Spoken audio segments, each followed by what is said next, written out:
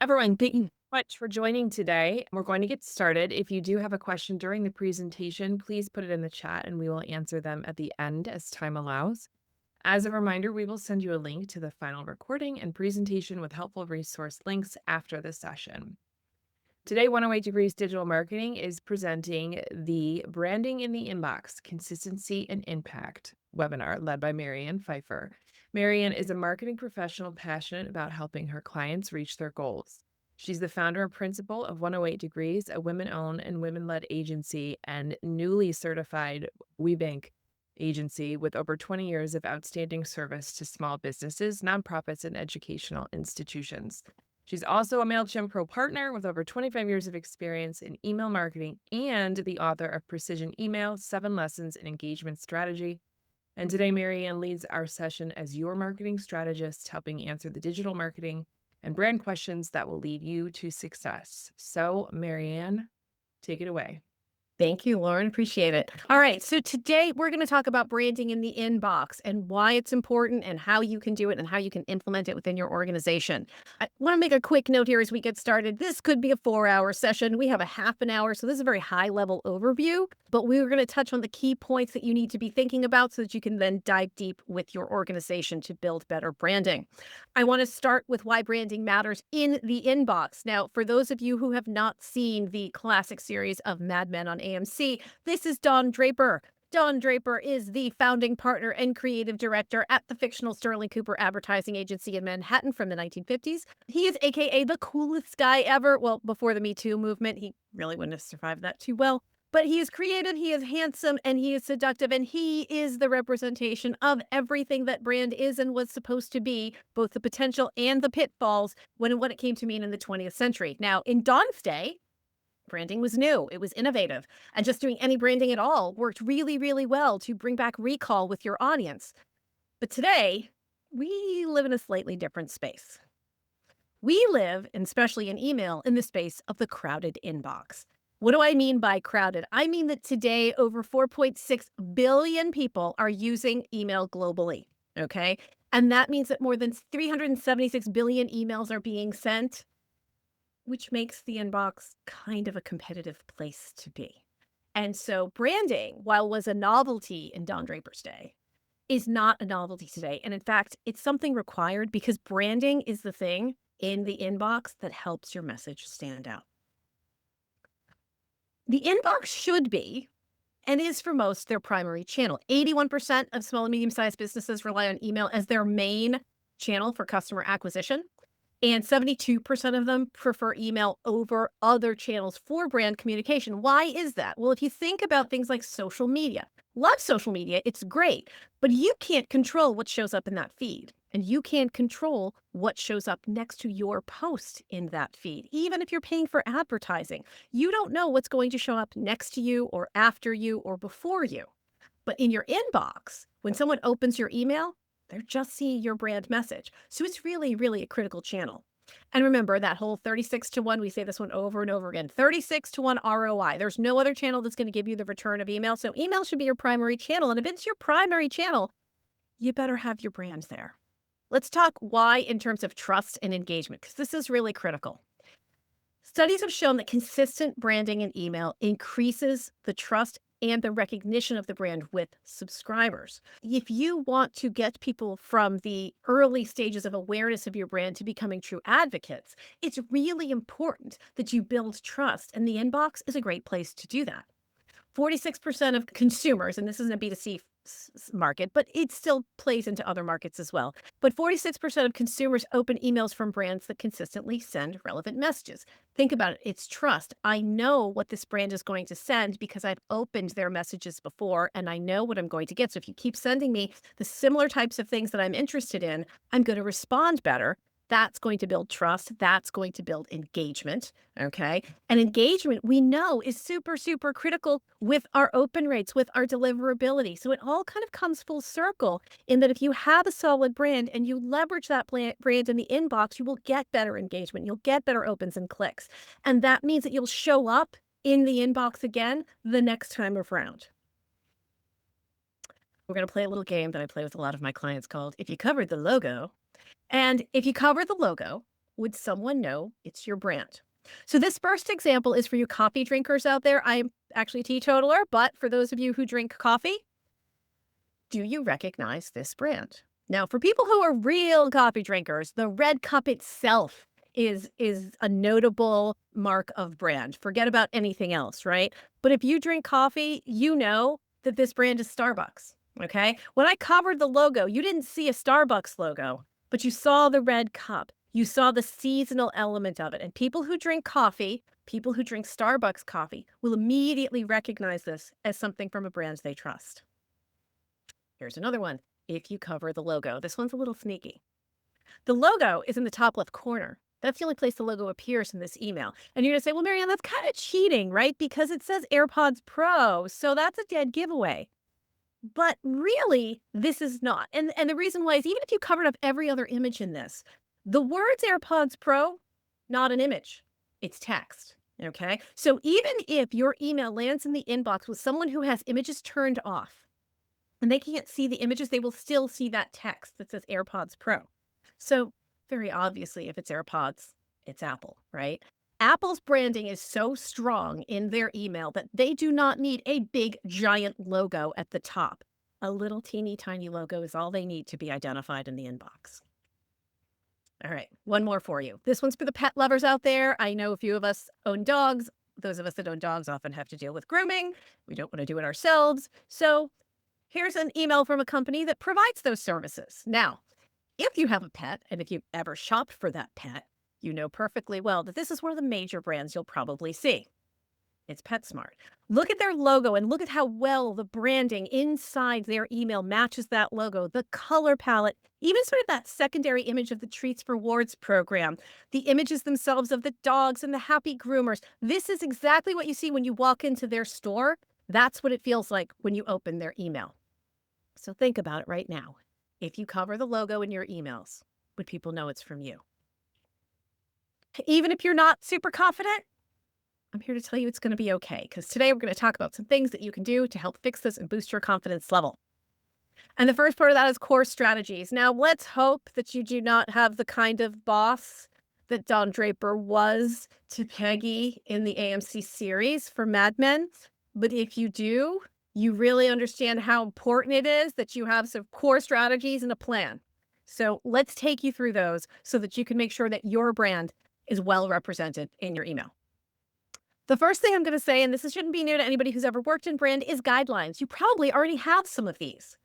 But for email, I want you to develop email-specific brand guidelines. I want you to think about specifically in your emails how those brand guidelines you've built are represented. This includes things like the visuals, the logo, the color palette, the typography, any imagery, right? Your brand guidelines should be articulating all of those things and giving you samples of the types of images that you use. So you should also have samples of the types of images you should be using in email. Also, think about language guidelines, voice, tone, content, calls to action. What should your language sound like in email? Do you start an email with, "Hey, Jane," or do you start an email with, "Dear Jane, it is lovely to see you"? That salutation, that personalization, what is it that you're using, and are you using it consistently across your brand messaging? So what people see on your website, what they experience in their other communications makes sense with what they get in their email. The secret to great success here is no secret. It is templates. Okay. If you're, I run into a lot of businesses that say, well, we like to use something fresh and seasonal every time. It's great to have something that's fresh and seasonal, but make sure that it's visually striking and matches your brand consistently. Make those templates something that give impact. Make sure that you're using your brand colors. Remember the Starbucks example? Okay. They're using their green. It's seasonal. Right? They've got red, a lot of red in there, but that red is their seasonal red, and that green is their regular green. So they've got the seasonal colors, but are still aligned with their brand. And contrast. If you're having a call to action in there, a button, you want it to stand out. You don't want it to blend in. So make sure that those calls to action can stand out in a way that's still appropriate for your brand guidelines and your color palette, but stands out in the inbox so that somebody can click it easily. Your templates, make sure that they're mobile friendly. At least half of your email is going to be opened on mobile devices. If you're a consumer brand, more than half. If you're a B2B brand, it might be a little less than half. but roughly about half your email is being opened on mobile devices. So make sure it's mobile friendly. Make sure it looks good. Also, make sure it looks good everywhere in dark mode, in Outlook, every version of it that your clients use. And think about the accessibility standards, people whose images won't load or who can't see images, people who have color blindness. Think about those aspects of accessibility as you're building these templates with your brand guidelines. Messaging and tone, and this one's important, and I think sometimes it gets tossed by the wayside because people don't wanna think about the writing side of email. They're so busy with the design, they forget about the message, they forget about the tone, and that's really important. You should have guidelines for your copy. Now, hopefully, your brand guidelines has given you copy about how you speak to your subscribers, how you speak to your audiences. But make sure that for email, you do the same thing, especially if your emails might vary. If you have a newsletter and that looks different or sounds a little bit different than your website, why does it? Should it? Does it sound different to different subscriber types?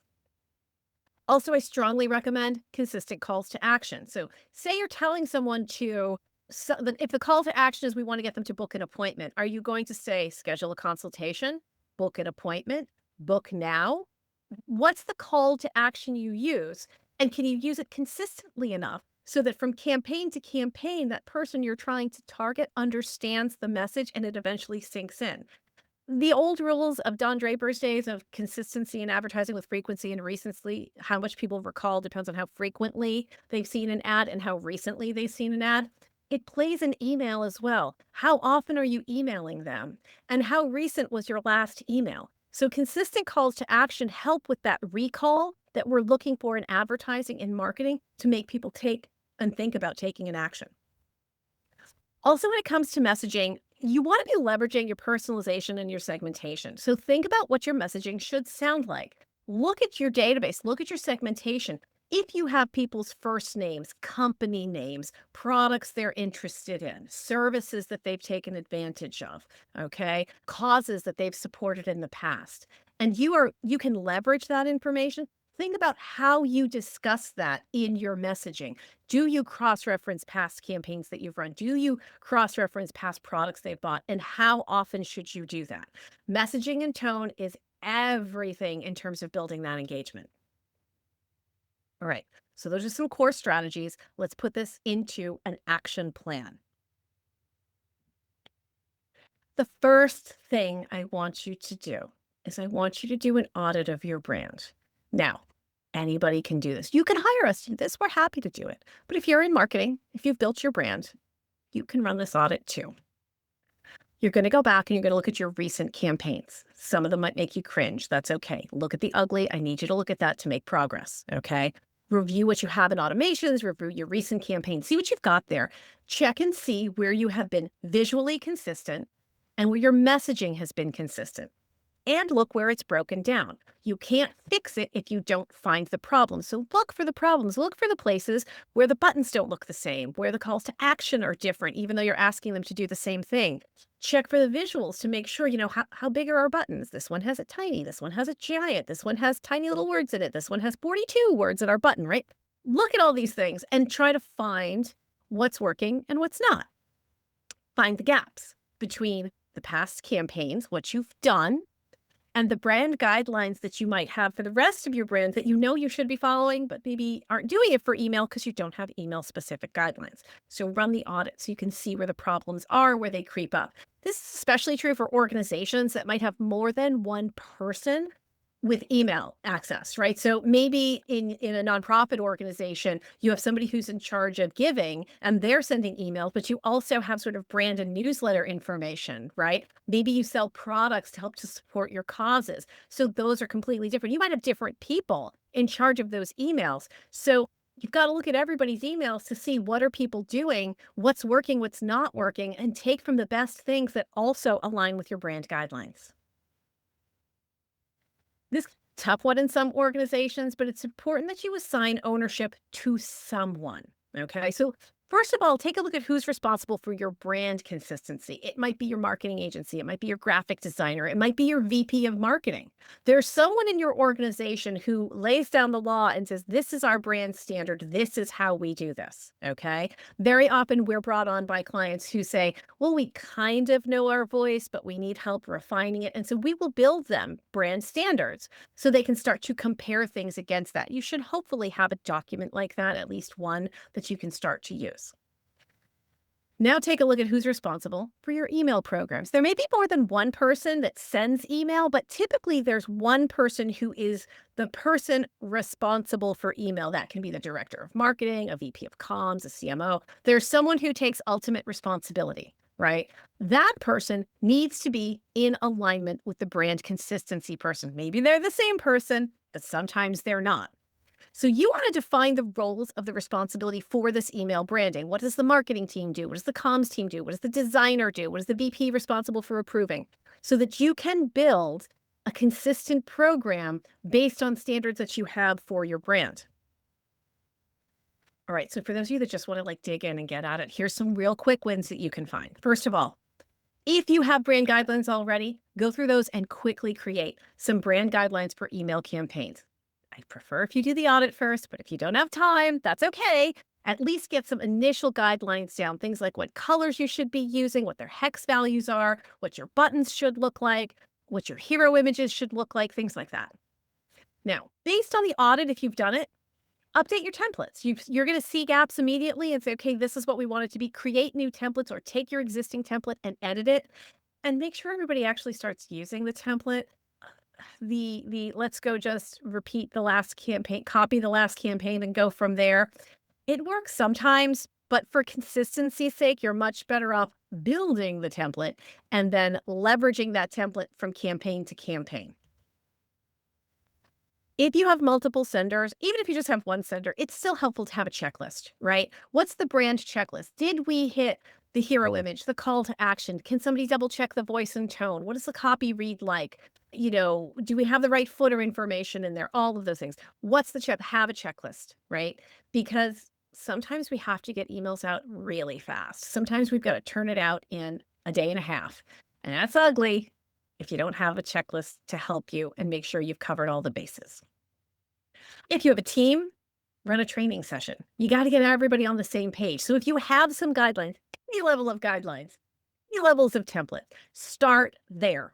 Okay. Run a team training and say, hey guys, we're working on our email branding. It's going to be evolving. For right now, here's what I've got for you. Here's our checklist. Here are the things I want you to look for, all of that.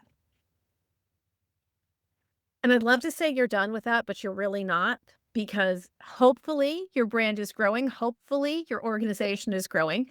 And that means things need to change, which means you need to think about ongoing improvements. You should be A/B split testing. If you're not already A/B split testing, you should be A/B split testing, especially as we talked about having that audit and you might find two different button styles. And when you look at the campaigns, they weren't really comparable to each other. So you can't say that one definitely does better than the other. Well, guess what? You can A/B split test that. Split the test, send the exact same campaign with one color button and to half the list and the other color button to the other half of the list and see which one does better. And do that a few times and do it regularly. Same thing with graphics, same thing with messaging. A/B split test regularly so that you can see what's working well. Now, if you're an organization that has a high season, maybe it's the holiday season, and you have to plan for getting really great yield at the end of the year, you should be A/B split testing in the early fall, because now you'll have results that you can employ when it is the most effective for your organization. You get the best ROI out of it. Also, don't neglect asking your subscribers what they like, especially if you have subscribers that open a lot and interact with you a lot and you have good engagement with them. Feel free to take that top 10%. Send them a survey, send them a direct email. Ask them what they like. Ask them what they're doing that they like the most, because that type of feedback will help you improve the brand presentation overall in email. Rinse and repeat, right? This is like all of marketing, rinse and repeat. You have to be consistent. So you're going to continuously, I would say, schedule it, right? So summer is a nice time to be doing this if it's your slow season. It's a great time to be like, okay, we're going to run some tests right now. We're going to try to refine things. We're going to do an assessment. So once or twice a year, run that assessment so you can improve your brand. Now, just as Don Draper eventually found peace by teaching the whole world to sing, for those of you who see the series, you'll know that. You can find nirvana in your emails by implementing best practices and brand guidelines. Now, there are some resources here to learn more. So, articles on statistics and other information that can be helpful to you. And you can always reach out to us if you'd like us to help you with an audit or if you'd like us to help you refine your templates so that you can have that brand presentation you're looking for. We're always happy to help. You can find us at www.108degrees.com. And that is my presentation for today. Our next one will be in August. We're taking July off because it's summer and everyone should have a vacation. And the next one will be on lead generation tactics and how email can power your sales funnels. So I hope people will join us then. We have a few minutes left, Marianne. Would you be open to taking a question? Sure, absolutely. We have a question from Jane who says she'd love some tips on how to make a visually striking email template. Sometimes they go simple just so that the formatting doesn't render wrong in inboxes. Mhm. So, what advice do you have for her? Okay. Well, a few pieces of information. First of all, to look at what really works well, I would strongly recommend you go to, there's a website called Really Good Emails. Go to Really Good Emails and start poking around. Look for things in your category, but also look at things in other categories. You'll be able to tell the things that are striking because really good emails are kind of showing you a small thumbnail at first. And so the things that are striking will stand out to you very well. As far as keeping it simple is not bad, but of course you want to make things as exciting as you can. I will say to Jane, because she is one of our clients, you can always send us a template to test for you. We will happily run it through some testing and make sure that it looks good across. We'll send you the test so you can see what it looks like in dark mode and without images loaded and across different email clients and such. That's a service we provide for all of our clients. But definitely build the template and test the template in your email provider. Certain email providers have some testing built in, so you can use that.